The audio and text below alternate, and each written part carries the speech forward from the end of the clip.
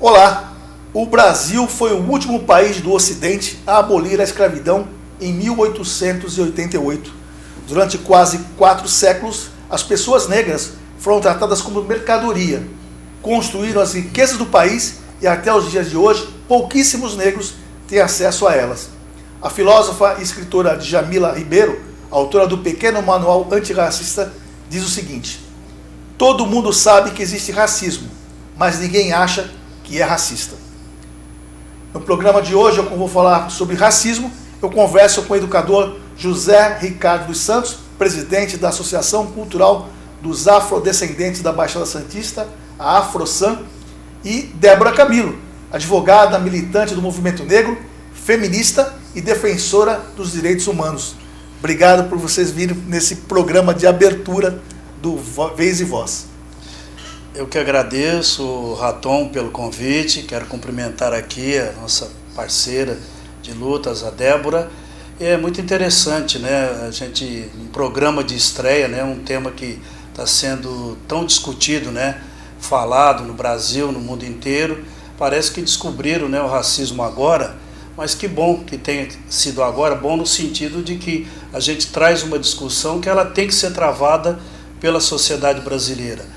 Eu acho, você bem coloca aqui na abertura, o Brasil foi um país que traficou negros por quase 4 séculos e com uma simples lei da Princesa Isabel em 1888 aboliu a escravidão.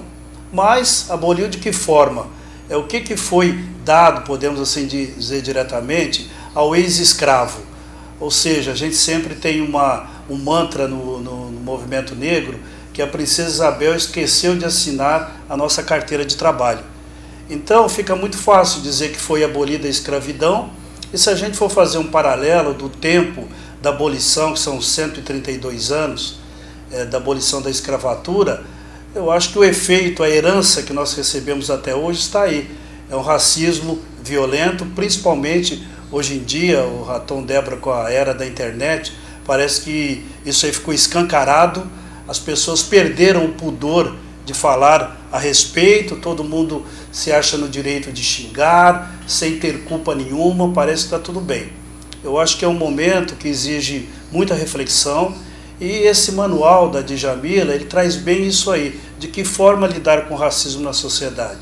Porque a gente tem que entender que o racismo não é uma coisa só para o preto ou para a preta, falar e discutir. Tem que ser encarado pelo branco também. De que forma nós vamos combater isso aí?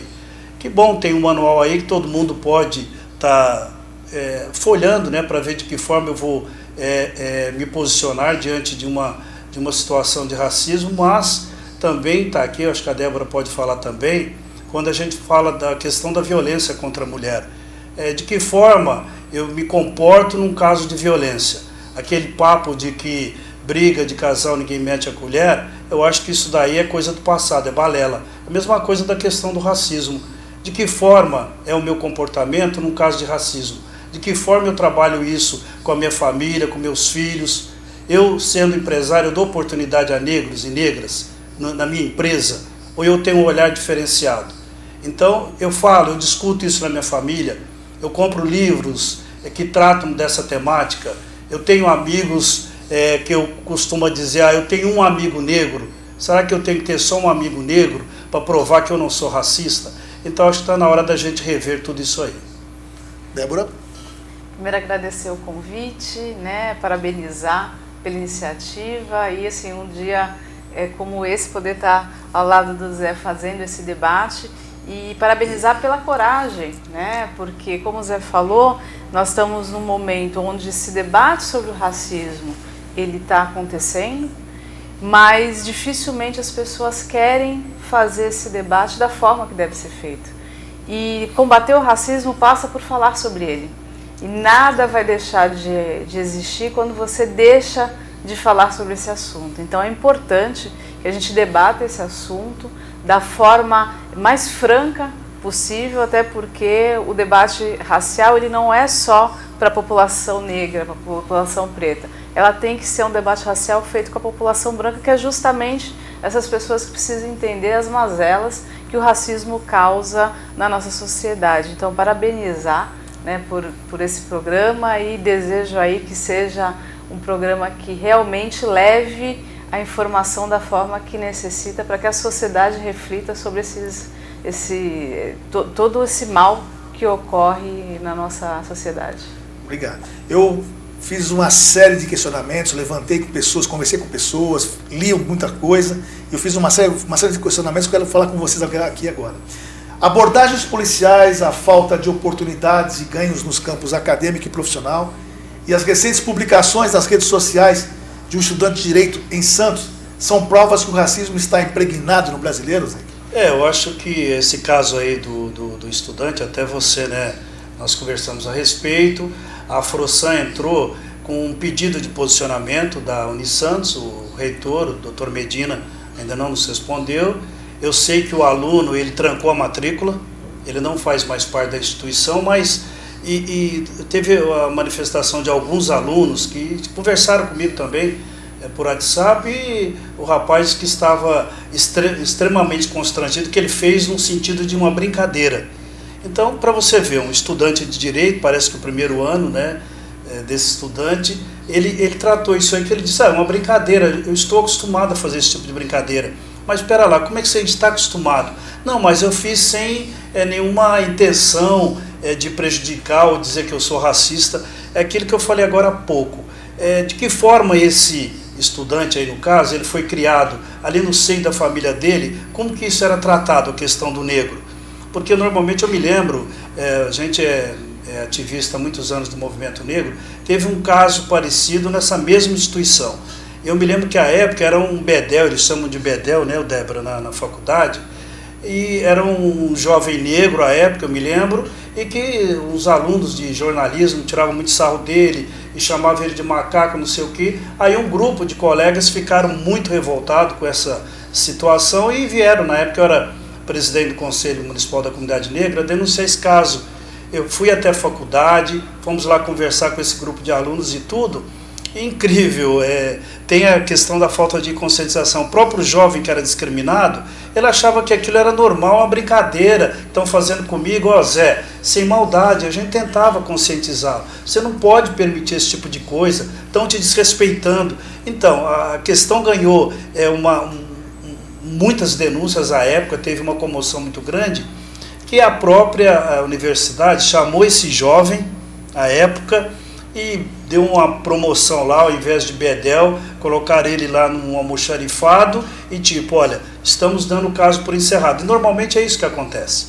Eu acho que, além dessas brincadeiras que nós vimos hoje aí nas redes sociais, presenciando nas redes sociais, tem que ter essa conscientização, principalmente de quem é vítima do racismo, do preconceito, e a Débora pode falar muito mais do que eu, porque ela é advogada. Tem que denunciar esse tipo de prática. Tudo isso que está acontecendo, essa movimentação inteira no mundo, por conta do assassinato do George Floyd nos Estados Unidos, ela está fazendo com que todo mundo reflita um pouco sobre isso aí. Eu acho que não só os pretos, as pretas, mas os brancos também, que isso é inadmissível, não dá mais. Todo mundo hoje fala até da questão da pandemia, né? Isso é tão falado, discutido, e sempre perguntam. E ontem mesmo tivemos uma matéria aí, quem não leu, no Estadão, que coloca lá que um homem preto e uma mulher preta tem 2,5 vezes mais possibilidade de morrer com o próprio coronavírus. Então está tudo aí para ver como que isso é tratado. A questão da desigualdade, seja na doença, seja na educação, onde nós teremos que ter instrumentos de uma universidade, não admitir esse tipo de coisa. Então, de que forma estão trabalhando isso aí? Então, acho que estamos nesse momento, sim, de questionar, de cobrar o posicionamento, para que a gente tente minimizar, porque muitos falam, a pessoa tem um preconceito de alguma coisa que ela não conhece, ela desconhece. Mas, mais uma vez, eu coloco aqui, a herança da escravidão, ela provocou isso no imaginário, porque normalmente esse jovem branco que fez isso aí, ele está acostumado a presenciar o negro sendo segurança, está em serviço, ele é o serviçal, a mulher preta ela é a margarida, ela é a doméstica, então para ele já tem aquilo como um ser inferior. Então de que forma nós estamos tratando isso aí? A gente tem que modificar esse tipo de situação. E ressaltar a coragem da aluna, né, de fazer denúncia, porque passar pelo racismo não é algo fácil, né? E você denunciar também não é algo que te deixe muito à vontade, numa situação onde, por vezes, parte das pessoas vão te julgar, dizendo que aquilo é, como costumo dizer, mimimi. Vitimismo. Vitimismo, né? Então, agora vocês querem sempre... Isso sempre aconteceu, nós sempre brincamos dessa forma, né? Esse racismo recreativo, ele ainda é muito bem aceito. E as coisas não podem ser dessa forma, porque através das piadas, né, a gente vai destilando todo esse ódio. E a postura da universidade, ela precisa ser diferente. Por conta de ser uma instituição de educação, num curso de direito, ela precisaria ter... E aqui a gente não está falando de punitivismo, até porque eu tenho certeza que o Zé, ele deve ter o mesmo pensamento que eu. A gente não quer um sistema punitivista. A gente quer que as pessoas entendam que essa não é a postura correta. Então, a própria instituição deveria ter uma outra questionamento, posicionamento, até para que os alunos da instituição entendessem que aquilo não deve ser feito. Então, a necessidade de se debater, a necessidade de se levar esse assunto para a sociedade é a única forma realmente de a gente combater o racismo, as pessoas entenderem. Isso não é uma brincadeira, né? Por que a população negra é a que mais morre? Tem alguma coisa errada na sociedade. E o racismo é a base de toda essa mazela. Eu acho, inclusive, que a faculdade tinha que aproveitar esse gancho que a gente chama no jornalismo para fazer um grande debate na universidade para questionar isso. Né? Até interessante pegar esse gancho, o Raton, Débora. Tem 2 alunos que eles estão à frente de um trabalho, eles estão promovendo uma live. Eles fizeram o convite, até a Débora se você me permite, eu peguei, já coloquei o seu nome também. Claro. Eles querem fazer entre os seus colegas um debate para falar dessa questão. Parece que já levaram, até por orientador deles e tudo, eles toparam, eles estão combinando fazer essa discussão em agosto. Eu achei muito interessante, porque foram 3 alunos brancos, que eles ficaram indignados com a atitude desse jovem, mesmo ele não estando na faculdade, falando, nós temos que discutir isso aí. Então acho que é um momento bom, porque é muito grande o número de alunos, né, desse curso, e eles querem fazer extensivo aos outros cursos também, para que a gente promova via remota uma discussão nesse sentido. Então eu já acho que é um caminho. Tem aqueles que não aceitam esse tipo de coisa. Eu vou passar para outra questão, né? Todo mundo conhece aquele episódio que aconteceu em Alphaville, né? De um cara de posses, vou dizer assim, humilhando um policial, né? Um policial. Eu pergunto o seguinte: se fosse um negro humilhando o policial, a reação seria outra? Quem está perguntando isso é a dona de casa, Alessandra Pedrosa. Zé. Olha, a gente é bem, né, suspeito, né? Nós acompanhamos muito isso e a gente fala muito da questão da abordagem policial. Olha, quando fala isso aí é uma coisa que eu fico muito indignado, porque há 2 anos atrás eu passei por um processo, eu nunca esperava ter sido abordado pela polícia. A gente tem muito essa coisa, né? Eu estava no turismo na Bahia, em Salvador, né, pagando, né, turismo, mas paguei com o meu bolso, ninguém financiou não. E lá teve uma blitz impressionante. Estava eu, o Gerson, que está aqui também, e o motorista do aplicativo era negro também.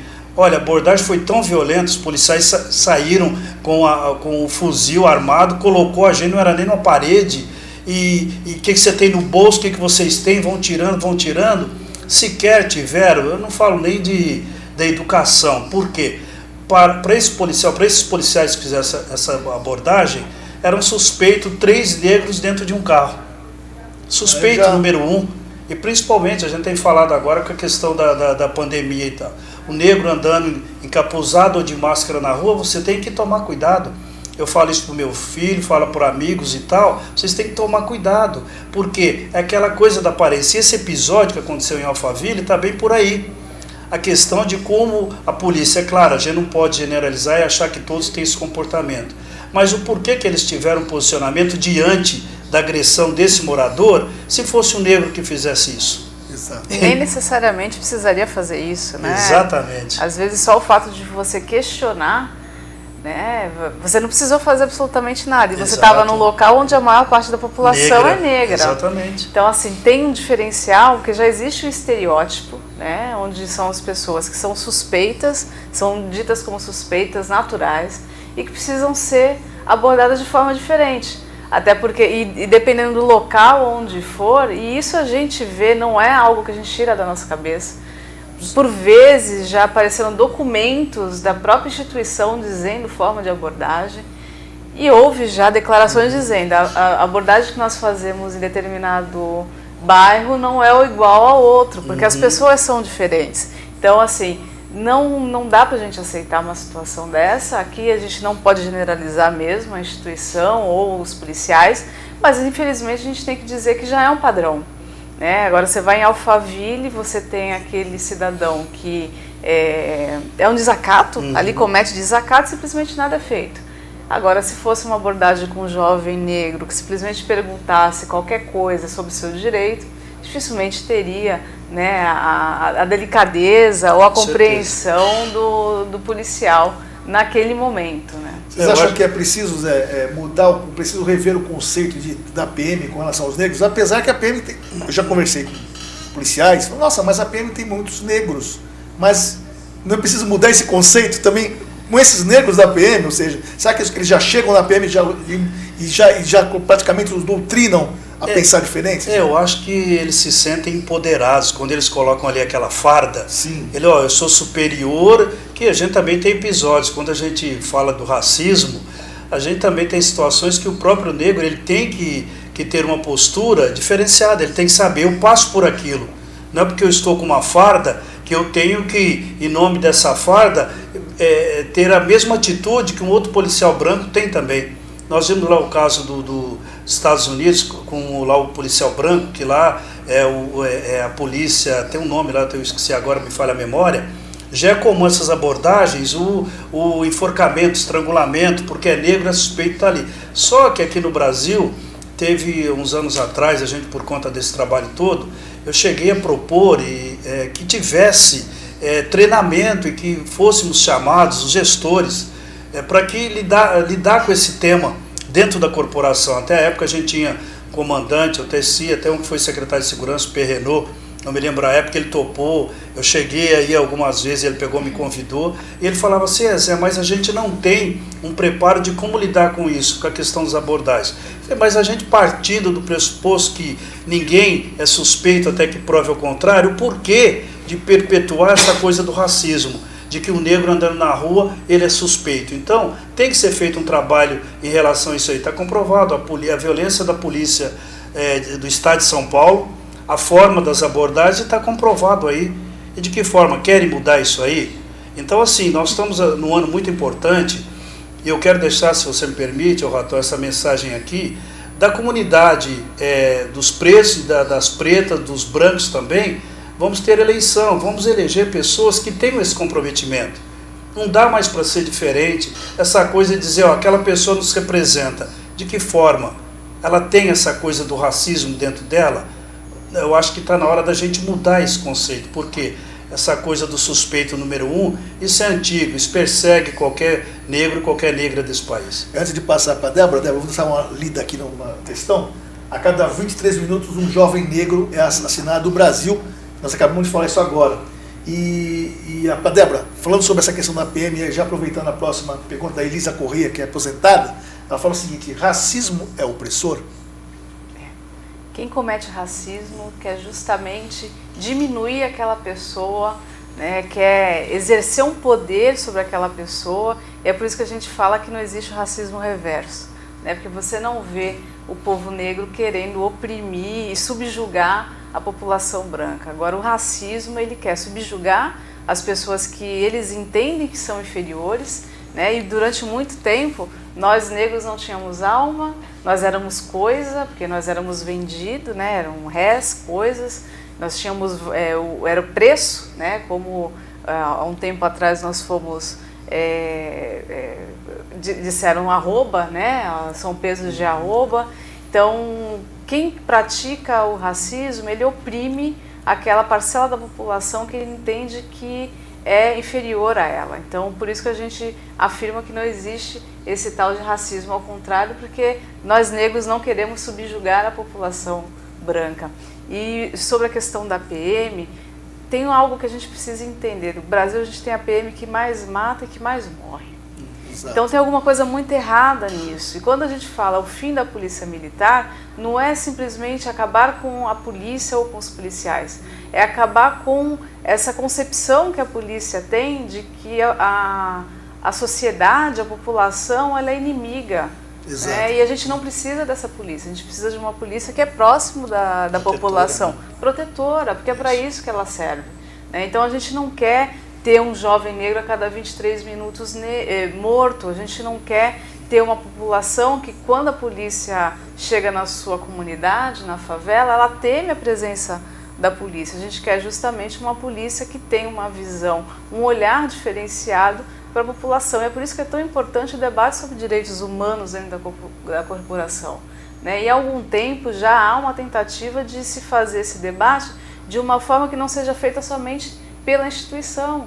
É necessário expandir o conceito de direitos humanos, diferente do que dizem que é para humanos direitos. Não, vamos fazer, porque esse debate sobre direitos humanos vai acabar refletindo nas condições que esses trabalhadores, essas trabalhadoras da Polícia Militar têm. A gente sabe que são mal remunerados, a gente sabe que têm condições de trabalho péssimas, que não têm a instrução adequada e também são vítimas. Então a gente precisa reformular nossa segurança pública, porque a gente não pode aceitar que esses trabalhadores saem mal remunerados e que talvez não voltem para casa e que tenham uma visão de que uma parcela da sociedade é inimiga e precisa ser simplesmente exterminada. Então a gente precisa reformular essa estrutura, porque não dá simplesmente para a gente aceitar todos esses números absurdos que a gente tem a cada ano. No Brasil a gente tem números de guerra, é como se nós tivéssemos uma guerra civil. Nós estamos, na verdade, nós estamos, ao ponto de chegar a segurança pública a ser obrigada, no caso no Rio de Janeiro, a não fazer operações policiais durante a pandemia, porque o número de assassinatos estava sendo recorde.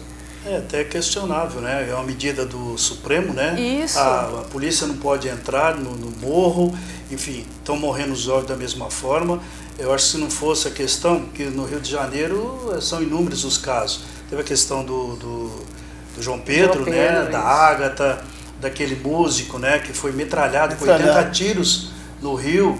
Então, assim, o caso do menino lá do elevador, e a gente acompanha muitas redes sociais, quando você pega, percebe, observa pessoas colocando ali, mas um preto que morreu, coitadinho, era bandido. Sabe, a cultura de que o preto é bandido, isso aí é uma coisa cruel. É o racismo, mais uma vez, colocando a sociedade contra esse segmento étnico da população. Claro, eles falam vitimismo. A grande parcela pobre da população brasileira são os pretos, são as pretas desse país. E de 2 anos para cá a gente tem observado que essa violência, principalmente da questão do racismo, da homofobia, aumentou muito com esse governo que temos aqui hoje, que é um governo que não tem políticas de inclusão nenhuma. Quais são as políticas para essas minorias? Quando você tem a mais alta autoridade do país que fala assim, meus filhos são bem criados para não ter relacionamento com uma mulher preta, você espera o quê? Então, quando você passa por isso, você perde a esperança desse país. Não é uma questão só de política, é uma questão de moral mesmo. Então, nós que estamos há tantos anos, que emprestamos a nossa voz em relação a isso, nós temos que ter um olhar diferenciado. Principalmente, estou aqui do lado da Débora, quando a gente fala de uma mulher preta nesse país, ser mulher nesse país, imagina, Débora?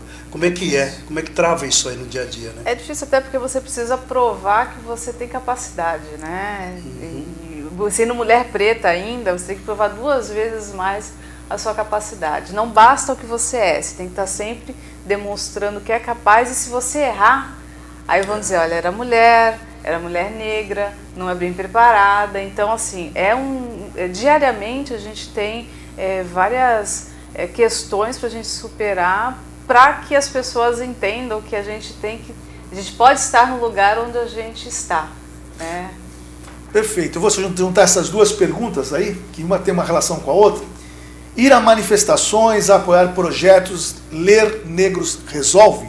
Na sequência, a Lei 10.639 de 2003 inclui a obrigação do estudo de história africana e afro-brasileira nas escolas. Quem está perguntando isso é o Dário Sostapenko, é químico. E aí, para vocês dois, eu queria saber isso.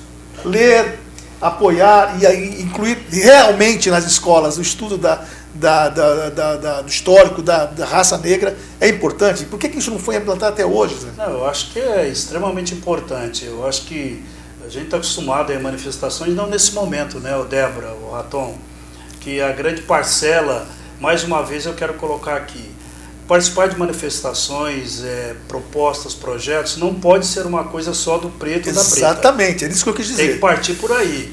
Então, nós tivemos uma convocação recentemente, todo mundo está dizendo, ô Zé, mas você não vai em tudo? Eu já sou do grupo de risco, então a gente já vive numa situação, né, nós, precariedade, né? Pô, vou eu para a manifestação para mais um preto morrer. Então, assim, onde estão os brancos também? Queremos todo mundo nas ruas. Claro que nesse momento todo mundo tem que se resguardar, tem que ficar em casa. Sabemos que nós, normalmente, historicamente, somos que vamos às ruas, só que estamos fazendo uma convocação para que vá todo mundo. Não precisa só ser eu, a Débora, a comunidade negra brasileira. Ao contrário, a Lei 10.639, ela foi criada em 2003, no primeiro ano do governo Lula. E ela é uma lei muito importante porque ela obriga as escolas públicas e privadas a trabalhar com a história africana, a cultura africana do afro-brasileiro, a chegada dos negros no Brasil. Só que essa lei deveria ser, no mínimo, fiscalizada pelo MEC. Exato. Só que hoje a gente não tem nem ministro da educação, né? Parte por aí. Então, assim, as escolas deveriam estar trabalhando com essa temática, os professores sendo... capacitado é uma palavra assim tão ridícula, né, Débora? Você me corrige, acho que eles não foram preparados para lidar com esse tema. E você vê, nós já tem 17 anos da aprovação dessa lei, são poucas escolas, principalmente aqui na Baixada Santista, que trabalham com essa temática. Normalmente é no 20 de novembro, por conta de Zumbi, que está lá, que 20 de novembro é celebrado o Dia Nacional da Consciência Negra, esse tema é tratado. Só que durante o ano isso fica de fora. Então, assim, acho que aqui na Baixada, principalmente, os secretários de educação têm que ter um olhar diferenciado em relação a isso. Isso tem que ser colocado nas redes de educação da Baixada. Isso não tem. Aqui em Santos teve uma época que começou a ser feito um trabalho, eu até dou crédito a uma professora chamada Sandra Pereira, não sei se vocês conhecem, ela é excelente, estudiosa, fizemos vários trabalhos em relação a isso, só que isso está adormecido, paralisou. Só que não tem ninguém que fiscalize isso aí. Isso seria extremamente importante para você trabalhar com um professor, para ele lidar com essa temática na sala de aula. Então, acho que a gente tem que rever isso aí, para que a gente possa, de uma vez por todas, ali na base, que é a educação, tá despertando esse processo de conscientização. Isso é muito importante, essa lei. A luta, né, contra o racismo, ela é de toda a sociedade. E Angela Davis, ela tem a frase que numa sociedade racista não basta não ser racista, é preciso ser antirracista. E ser antirracista é você atuar, você combater, porque não ser racista é sua obrigação. Agora, atuar contra o racismo é você fazer a diferença na sociedade. Então é por isso que a gente precisa de toda a população para a gente combater esse mal que atinge todo mundo. Não adianta as pessoas pensarem que o racismo ele atinge somente a população negra. A população negra ela é atingida, mas de alguma forma essa desigualdade que o racismo gera, ela reflete em toda a sociedade, porque é uma desigualdade que gera desigualdade financeira, que gera violência, então toda essa mazela, toda a sociedade acaba pagando. Então nós somos a maioria da população no Brasil. Então estar nas manifestações, eu concordo com o Zé que nesse momento a gente precisa estar resguardado, mas hoje as manifestações online elas acontecem, então fazer parte disso é algo que vai fazer uma diferença total. E dar voz e vez aos produtores negros, aos escritores negros é essencial, porque são pessoas que não têm a possibilidade, por vezes, de ter acesso à grande mídia, de ter acesso ao seu conhecimento, que o seu conhecimento seja disseminado, e nós temos aí a Djamila, como foi citada aqui, são pessoas excepcionais que precisam ter a sua voz, que precisam ser ouvidos e o seu estudo precisa realmente ser conhecido. A Lei 10.639 ela é uma lei fantástica, Você falar sobre educação afrodescendente, africana, dentro das escolas para contar a história real, né? Porque o que a gente teve acesso durante um bom tempo foi a história dos vencedores. Quem venceu, contou. Então nós tínhamos a Princesa Isabel, que era a heroína, nós tínhamos os bandeirantes, né, que são heróis, mas que dizimaram a população indígena, né, e hoje a gente questiona sobre os monumentos que estão aí, se realmente é para estarem ali. Esse é um assunto que eu vou trazer para cá no programa. E assim, a gente precisa contar a verdadeira história, né? Exatamente. Falar de Zumbi, falar de Dandara, de tantas outras figuras que realmente fizeram com que a população negra tivesse a sua liberdade, porque não foi a Princesa Isabel que numa lei com 2 artigos, sem falar mais absolutamente nada, acabou com a escravidão. Foi a luta, né? Nós tínhamos a sociedade de menos de 5% de negros escravizados naquele momento, porque houve uma luta, né? Muita gente morreu, muita gente deu a sua vida.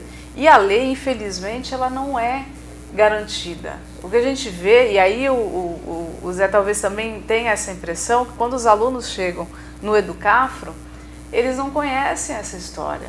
Então é sinal que eles passaram pelo banco escolar sem que a lei fosse aplicada. E é uma lei de 2003. Exatamente. E quando você vai fazer uma conversa junto com os organismos da administração e você vê slides e tal, mas em que momento isso foi dado? Quem estava ali? Ah, não, a lei é aplicada, o ensino é feito. Mas de que forma é feito? É só no 20 de novembro? Ou no 13 de maio? Porque ainda tem gente que insiste com essa data? Ou é quando acontece um caso de racismo? Esse debate precisa ser feito durante todo o ano, porque o racismo ele permeia os 365 dias do ano. Quando eu estava preparando esse programa, a minha filha advogada também, ela colocou uma questão interessante depois da lei Áurea, né, 1888, ela falou assim, pai, engraçado, ela é advogada também, minha filha, se for um direito. Falou, pai, engraçado é o seguinte, que depois que essa lei Áurea, a primeira coisa que fizeram foi, fizeram uma lei contra a vadiagem, já para prejudicar o negro. Quem né? eram os vadios? Né? Porque eles não tinham trabalho, né? Exato. E depois que pediram a capoeira. A defesa deles também, quer dizer, olha que absurdo, né? Eu vou passar para outro assunto, mas é coisa que a gente não sabe. Só mais uma parte, por favor, fala isso, Raton. Por favor. A gente fala, né, que o combate ao racismo depende de todo mundo, mas a gente tem parceiros que são muito importantes nessa luta. No próprio cursinho pré-vestibular da Frossan, e creio que também na Educafro, a grande maioria dos nossos colaboradores, professores, são brancos. Então, acho que é importante a gente ressaltar isso, porque às vezes falam, não, mas vocês não comentam a esse respeito, a grande maioria dos professores de vocês não são os negros, e que bom que não sejam a grande maioria, que nós temos parceiros que estão com a gente na luta do dia a dia. E, haja vista, a gente tem aqui o Raton, né, que é o apresentador do programa, que ele já foi um parceiro nosso, foi professor nosso lá da Frossan, então é muito importante essa união aí de todos. Beleza. Rapidamente, que já estou me dando um toque lá, a produção está me dando um toque do tempo. Qual o papel dos pais na formação das crianças antirracistas? Bem breves, né? E, Débora, até hoje as comunidades quilombolas lutando pelo direito de titulação das terras. 2 absurdos, né, cara? Eu acho que a questão, a educação, ela é fundamental, né? Isso os vem de pais, dos pais. Eu acho que é importante, e não só para os pais de filhos brancos, entendeu? Dos filhos pretos também. Eu acho que a escola tem esse papel, mas acho que se a formação vem de casa, como você lidar os pais, que compram livros que falem da temática, que não vejam o negro somente como racismo, que não tem aquela cultura de que não brinca com aquela criança porque ela é preta, a família tem bandidos, eu acho que já começa dentro de casa. E a escola é esse complemento. Então eu acho que o pai, a mãe, que tem esse olhar de não discriminação, que chama o seu filho branco e fala, olha, você como aquele teu outro coleguinha são amiguinho, são todos filhos de Deus, vocês podem ter a cor da pele diferente. Eu acho que isso é muito importante. Agora, quando já vem de uma família que trata com desigualdade, que tem preconceito, se chega numa escola que também não trabalha com essa temática racial, a gente cresce assistindo esses jovens aí que não tem nenhum compromisso com essa questão. Tem a frase que diz que ninguém nasce racista, né? Então as pessoas são educadas para isso. Então, se elas podem ser educadas para ser racistas, elas podem ser educadas para ser antirracistas. E isso precisa de que os pais tenham essa consciência, e o que é difícil também, por isso que o debate ele é muito importante, né? Para que esses pais né, ou esses tutores, os responsáveis, tenham essa conscientização e consigam transmitir isso para os seus filhos, para que eles não se tornem racistas e entendam que essa desigualdade, né, essa diversidade, ela é essencial para a nossa sociedade. A gente não quer algo padronizado, a gente nunca lutou por padrão. A diversidade é o que torna a nossa sociedade rica e isso precisa ser valorizado. E na questão da titulação dos quilombolas, o ataque que eles vêm sofrendo, né? Imagine, você vive ali durante séculos e você tem a terra como teu instrumento, né, de luta, de vida, de sobrevivência e simplesmente querem retirar isso de você e você precisa comprovar de alguma forma que você é dono dali porque você sempre esteve ali. E a gente sabe que há um grande interesse, né, nas terras, há a questão imobiliária que cada vez mais vai crescendo e tanto a população quilombola quanto a população indígena são vítimas disso, né? Demarcação que não são feitas ou querem rever as demarcações, então há um ataque direto e brutal para essas comunidades e a gente precisa estar alerta justamente para poder, no momento em que houver necessidade, estar ao lado desses irmãos, dessas irmãs, para poder garantir que elas tenham o direito de permanecer ali, já que tantos direitos foram retirados, pelo menos esses resistam, né? Eu queria fazer uma pergunta que eu acho interessante, que poucas coisas tocam nesse assunto. Terreiros de religiões de matriz africana são resistência também? Porque quando fala em religião, né, já há uma discriminação natural. Isso não é uma coisa só na questão negra, né? Mas tem. Vocês acham que é uma resistência também, Zé? Com certeza. Eu acho que temos aí várias religiões. Fala que o Brasil é um estado laico, né? Mas esse laico é questionável. Então, quando se trata da religião de matriz africana, há todo um preconceito em relação a isso aí. É a religião dos pretos lá, então é discriminado, os terreiros são invadidos, depredados, não há um respeito nenhum, é flagrante como o racismo impera até na questão da religião. Então, por que não ter um olhar de igualdade, já que temos em relação aos católicos, evangélicos e vai por aí afora? Até nesse sentido, as religiões de matrizes africanas sofrem um tremendo preconceito. Então a gente tem que parar com isso e ver a minha religião, o meu caminho que eu chego até Deus, ele é igual para qualquer religião. Só que quando se trata da religião negra, principalmente o candomblé, umbanda, são muito discriminados. A gente tem que olhar isso aí também. Tudo que é voltado para a população negra, né, para o negro, geralmente é mal visto, né? É a magia negra, né? O que é negro é ruim, é negativo. Exato. Então, as religiões de matrizes africanas, elas têm esse estigma, né? Então é algo que para alguns precisa ser combatido, porque não é de Deus.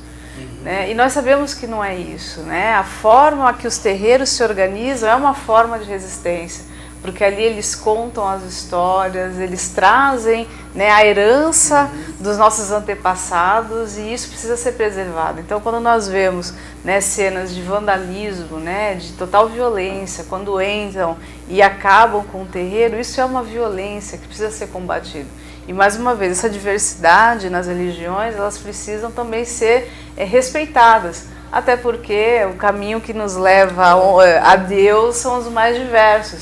E realmente precisa respeitar, precisa fazer valer a lei. A Lei 10.639 também serve para isso, né? Para levar o debate sobre as religiões de matrizes africanas para os espaços escolares, para as pessoas entenderem, olha, não existe só a religião católica ou evangélica. A gente tem aí uma pluralidade que precisa ser respeitada. Eu brinco que eu tenho um apartamento lá no Guarujá, que morava lá no Guarujá, e meu apartamento ficava no centro, no centro, ficava um lado uma igreja católica, do outro lado uma igreja evangélica e do lado um terreiro. Falei, aqui não tem nada que eu estou cercado, não vai ter problema, estou bem protegido, né? Estou bem protegido.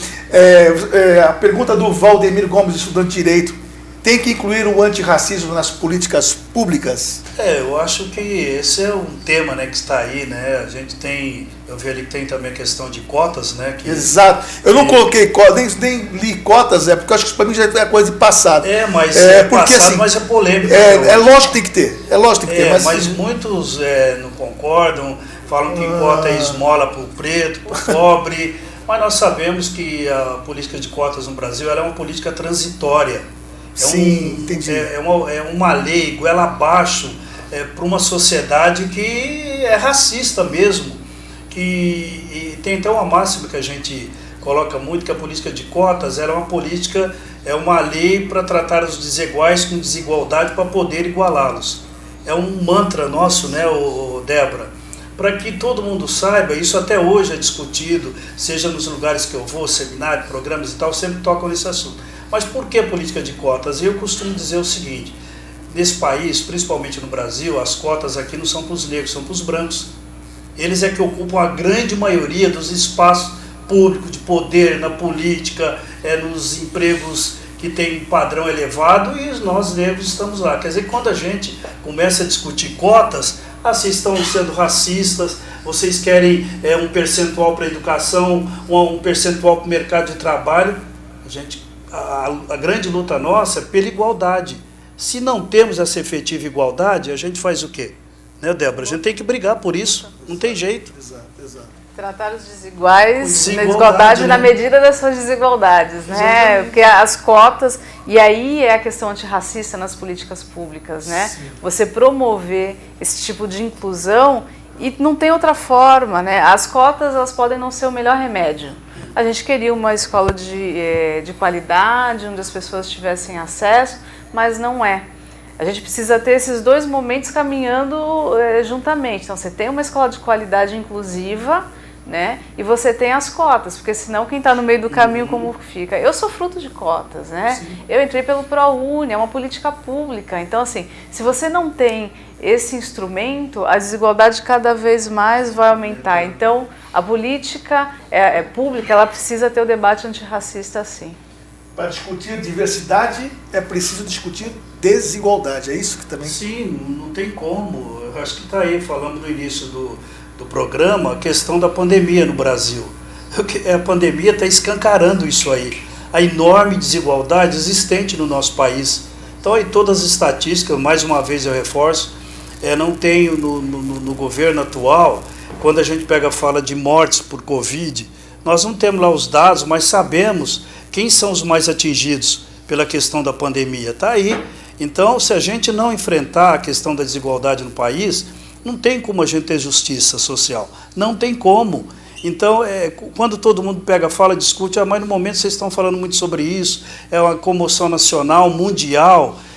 Infelizmente, né, tivemos lá o assassinato daquele homem negro nos Estados Unidos, que todo mundo passou a falar isso aí. Mas também tivemos aqui no país aqueles que ficam caladinhos, não querem tocar nesse assunto. Eu li recentemente uma matéria que o próprio Neymar falava que ele não era preto. Ele é filho de um homem negro, a mãe branca, e os traços dele, a predominância da raça negra, né? Então, a partir do momento... Bom, antigamente também o Pelé falava que o Pelé não tinha cor.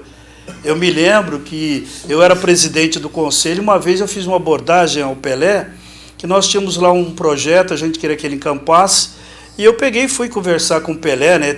Foi imprensa, aquela coisa toda. Ele me recebeu de pé no gabinete, entendeu?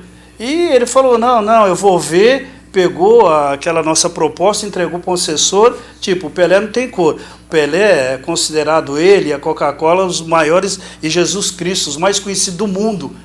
E ele nunca levantou essa bandeira. Todo mundo fala, não precisamos levantar a bandeira, mas imagine a voz do Pelé falando dessa questão do racismo, da desigualdade. Temos hoje aí o Lewis Hamilton, que vai a protesto, que se tornou uma voz no mundo inteiro. Por que aqui no Brasil nós não temos essas vozes? Todo mundo tem criticado alguns artistas que estão empregando, né, a sua conta para líderes, né, ativistas do movimento negro, está se colocando ali. Aí muitos vieram perguntar para mim, mas mais uma vez o negro está sendo trabalhado, usado. Olha, gente, se é isso ou não, eu não sei. Mas eu acho que é um momento que todo mundo, principalmente o branco, que tem fama, tem poder, tem dinheiro, ele precisa se questionar quais são os meus privilégios de ser branco nesse país. Então, assim, ele está cedendo um pouco desse momento para que essa pessoa possa falar. Então, é importante, porque nós temos tantas pessoas conhecidas aqui na cidade, dê um espaço para a Débora falar nas suas redes sociais, vocês têm aí milhares de seguidores, tudo bem, a questão do racismo não é uma coisa só para nós pretos falarmos, mas por que vocês não falam também? Então, vamos aproveitar esse momento, esse espaço, para a gente discutir essa questão. Acho que é muito importante esse momento.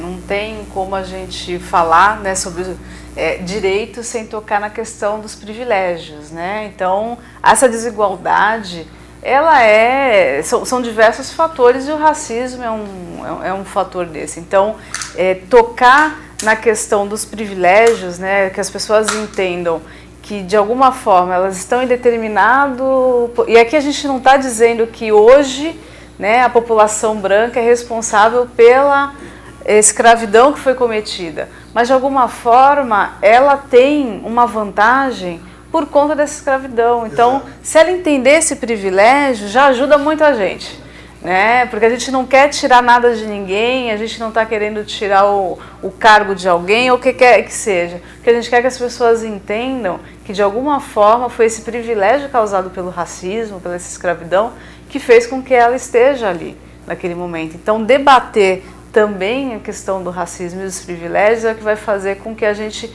diminua essa desigualdade que a gente tem, que não é só social, financeira, né? É uma desigualdade causada também pela questão da raça, né? O racismo. Entendi. Uma questão que não tem como não abordar, né? O presidente da Fundação Palmares, Sérgio Camargo, chamaram o movimento negro de escória maldita. É uma das marcas desse governo, Zé? Então, responde primeiro, Débora. Eu quero pensar para não falar besteira. Talvez ele vai ter que aceitar, né, o fato dele estar hoje onde ele está graças ao movimento negro. Isso. Ele é fruto do movimento negro, né? Então, por mais distorcida que seja a concepção dele, ele é fruto de um movimento que resistiu à escravidão e que hoje nos deu a oportunidade de estar aqui. Por isso que eu digo, a gente está passando por um momento difícil na sociedade, mas se a gente olhar para trás, a gente teve um momento muito pior, né? Nossos antepassados vieram dentro do navio negreiro, foram retirados das suas famílias, morreram boa parte de doença e muitos, né, conseguiram resistir, lutaram para a gente estar aqui, né? Então, se hoje ele está onde ele está, é graças ao trabalho que foi feito. Então, por mais que ele tente negar isso ou dizer que nós somos a escória, ele faz parte dessa escória. Então, se ele pensa dessa forma, ele faz parte disso porque ele é fruto de políticas públicas, ele é fruto da luta do movimento negro. Então, se ele está lá, infelizmente, né, compactuando com quem nos oprime, com quem quer nos eliminar, ele está ali por conta do trabalho que foi feito pelos antepassados dele, por mais que ele tente não reconhecer isso. Não foi, eu sou contra a meritocracia, né? Então não foi esforço dele único, exclusivo, né? Houve aí todo um movimento que garantiu que ele estivesse hoje lá, tendo o direito de falar as aberrações que ele fala. Claro que ele vai ter que responder por muitas dessas coisas que ele está praticando, mas ele está lá porque ele é fruto do movimento negro. Infelizmente, ele vai ter que lidar com essa situação. Com certeza, nós chamamos que ele... Nós temos aí os nossos algozes, né, o Débora, da luta. Eu concordo com o que a Débora está falando, da mesma forma que o presidente aí elegeu o Hélio Negão, né, que tem ele como guarda-costa, um deputado que também ele é contra a política de cotas, ele fala um monte de barbaridades. Da mesma forma, presenciamos agora, né, a não posse do ministro de Educação. Claro, eu também defendo que a gente não pode inflar nada, faltar com a verdade, mas eles tiveram um critério diferente na hora de não aceitar o fato dele ter inflado o currículo dele. Para você ver que até aí há uma presença muito forte. Ele foi muito mais cobrado em relação a isso do que a Damares lá, do ministro dos Direitos Humanos, do Meio Ambiente. Então tiveram um comportamento muito diferente em relação a isso aí. E o presidente da Fundação Palmares, coitado, eu tenho pena dele porque ele vai realmente ser cobrado por isso. Ele vai na contramão da luta de tantos anos, né? Até a família dele é contra as declarações dele, não aceitam o que ele fala.